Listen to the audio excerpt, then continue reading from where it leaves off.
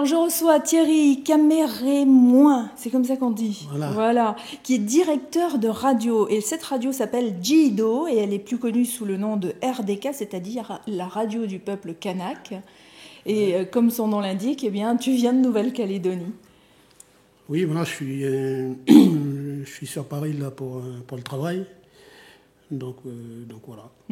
Et alors, qu'est-ce que c'est que cette radio? Elle existe depuis combien de temps?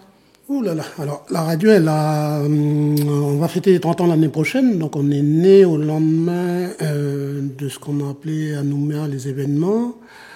On est né le 24 septembre 1985 et on porte depuis la création la parole des indépendantistes kanaks dans le débat public. Qu'est-ce que c'est justement la parole des indépendantistes?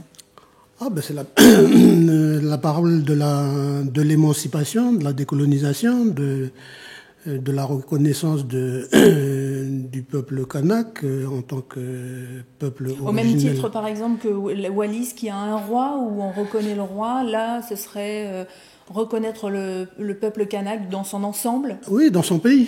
Dans son pays. Et puis, c'est le combat depuis ces années-là, et ça reste encore actuel dans les temps d'aujourd'hui. Est-ce que ça veut dire que tous les kanaks veulent s'émanciper, ou il y en a certains, au fond, où ça ne dérange pas?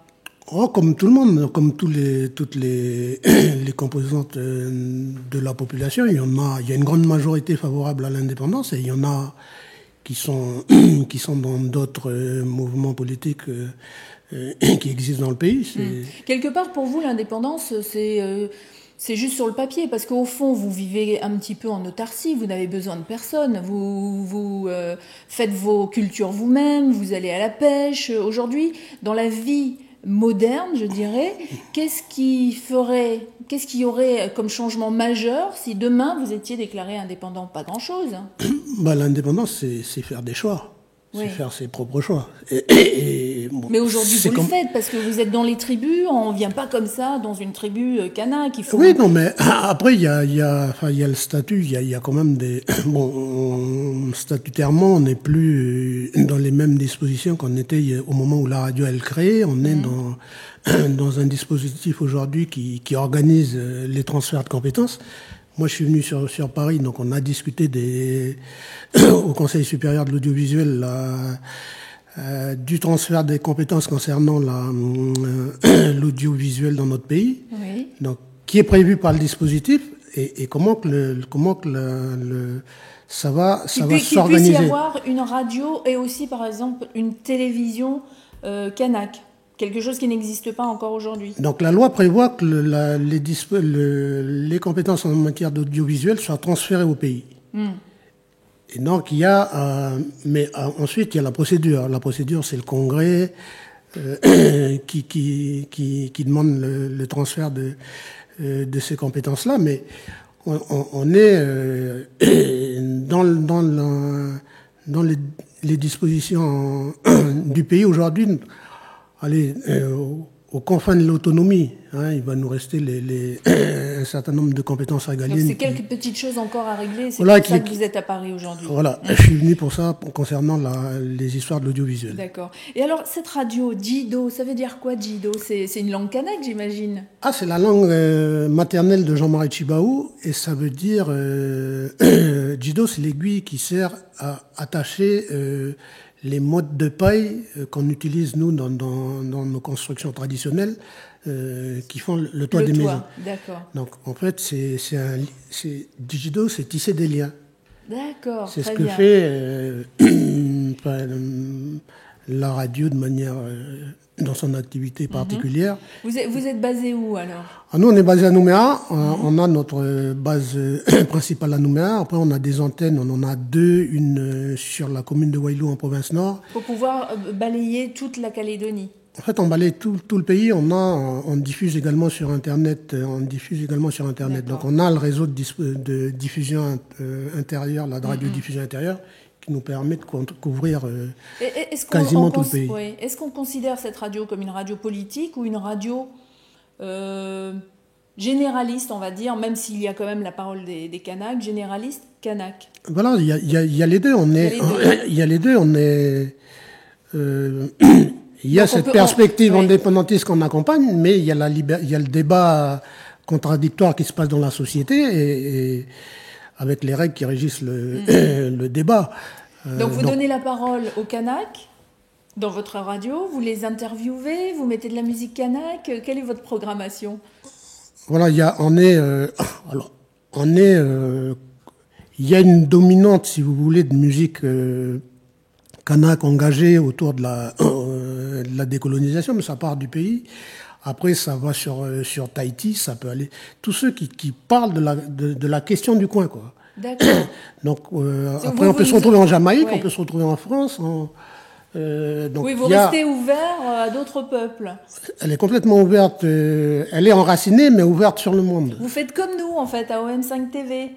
On ne parle pas que de Tahiti, bien que je sois de Tahiti, moi, mais je suis née aussi en Nouvelle-Calédonie, donc on parle aussi de la Nouvelle-Calédonie, mais on veut aussi ouvrir notre antenne aux gens de Mayotte, aux Parisiens aussi, pourquoi pas, à tout le monde, les ultramarins et les autres. Donc c'est aussi votre objectif. Voilà, alors à vous avez une autre corde à votre arc que nous on a une autre corde, c'est celui de la parole, donc on est producteur d'imaginaire, parce que peut-être que les gens ils ne connaissent pas, ils entendent peut-être qu'il est comme ça. Et c'est le texte qui va produire de l'imaginaire. Et souvent, les gens vont se dire, moi, on le voyait comme ça. En fait, c'est vrai, en radio, on entend une voix avant le visage, c'est clair. C'est l'imaginaire en permanence, et à la différence de l'image, elle va fixer. Oui. Donc nous, à travers... On fixe une image sur une voix. Voilà. Là, la radio, ça a un côté magique, justement pour ça, parce qu'on entend des voix, et selon son imaginaire, on peut imaginer... n'importe qui derrière cette voix. Donc vous avez un discours politique, ça on l'a compris, mais vous avez aussi envie de partager plein de choses. Donc la musique, vous ne faites pas du coup que de la musique kanak.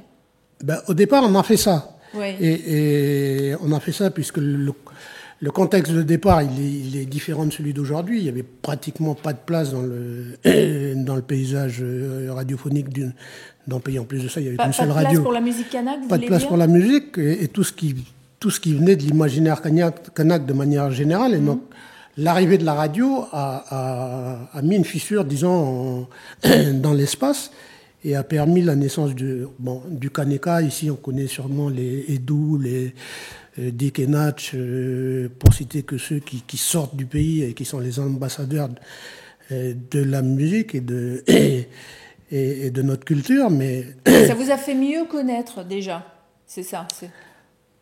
La musique, elle a la magie de s'adresser. Tu peux aimer une mélodie, puis après, de fil en aiguille, chercher, ça vient d'où. Oui. Et vous, votre musique préférée, alors hormis la musique kanak, ce serait quoi? Est-ce qu'il y a des genres qui vous plaisent plus que d'autres? Tout ce qui est musique à texte. Alors moi, musique à texte, après... là, je parle de la musique française. Après, donc, tout ce qui est rap, peut-être, c'est quelque chose que vous engagé, aimez, qui parle qui traite qui traite des questions de société, Après, il y a des... Donc, quand on est directeur de radio, on impose aussi un petit peu son goût musical, ou on laisse faire les animateurs. Parce que vous êtes combien d'animateurs sur cette radio? Ils sont 6, 3 à l'antenne journalièrement. Sinon, après, il y a une équipe de production qui produit des sujets, qui va rencontrer les gens. Il y a une équipe il y a le journal.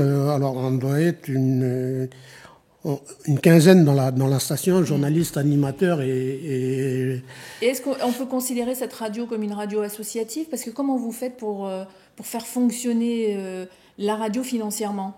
On est de catégorie B.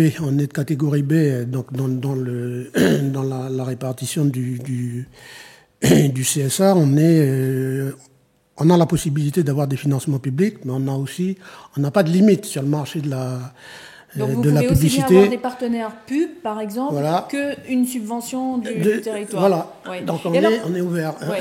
Et comment ça se passerait justement si demain le peuple kanak obtenait on va dire, son indépendance. Est-ce que vous auriez quand même quelques accords avec le pays pour avoir des aides au niveau de la radio? Comment ça fonctionne? Ben ça, c'est les discussions des relations futures qui se décident. Là, il y a le comité des signataires qui va s'ouvrir. C'est ce que vous êtes venu discuter. Tous les ans, il y a un rendez-vous. Alors, je dis tous les ans, mais il y a ce rendez-vous-là qui fait le point de la situation, qui se tient en ce moment. Donc moi, il y a quelqu'un de la radio qui va rester poursuivre, qui va rester poursuivre le comité des signataires, mais c'est à ce niveau-là que toutes ces grandes questions, elles se discutent. Vous êtes venu, vous, donner votre avis, en tout cas. Donc, il y a une délégation du pays qui est là. Moi, je suis venu dans le cadre de mes fonctions au sein du Conseil supérieur de l'audiovisuel. D'accord, pas en tant que directeur de radio, du coup. En fait, je suis membre du Conseil supérieur de l'audiovisuel en étant directeur de la radio, d'accord. Donc, je vous souhaite en tout cas plein de bonnes choses lors de cette réunion. Et puis, qu'est-ce qu'on peut vous souhaiter pour la radio? Que ces contrées-là du monde soient mieux connues.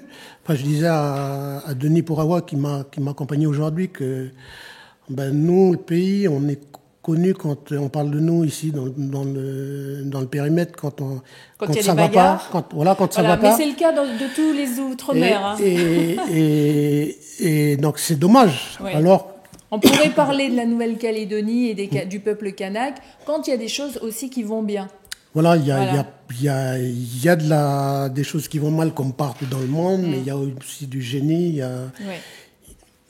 Comme partout dans le monde. Donc vous avez envie qu'on voit un petit peu le verre à moitié plein plutôt qu'à moitié vide. Voilà, c'est ça. Bon, en tout cas, plein de bonnes choses encore pour cette radio. Donc je rappelle que la radio, c'est Jido et elle est plus connue sous le nom de RDK, la radio du peuple kanak, qui va bientôt fêter ses 10 ans. Merci encore. C'est 30 ans, madame. Ah, c'est 30 ans. Pourquoi j'ai dit 10 ans? 30 ans déjà. 30 ans, voilà. Oui, c'était en 85, c'est 85. Ça, juste après les événements. 2015. Oui, j'ai l'impression que c'était hier, moi. Ouais. Mais non, c'est déjà 30 ans. Voilà. Bon, comme on s'est pris un petit coup de vieux entre 10 et 30 ans en quelques secondes. Ça va vite. Ça va très très vite. Ouais. Je vous souhaite un bon séjour parisien et merci d'être passé par nos studios. Merci de m'avoir reçu chez vous.